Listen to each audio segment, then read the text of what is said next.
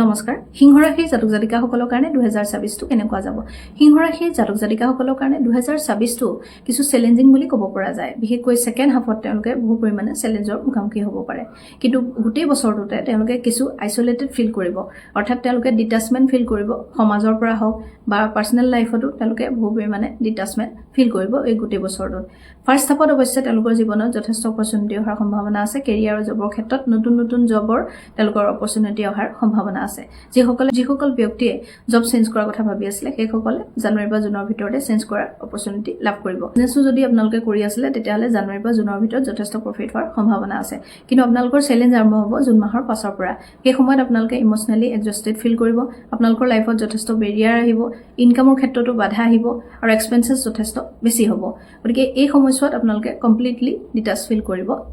personal লাইফত হওক professional লাইফত হওক কিন্তু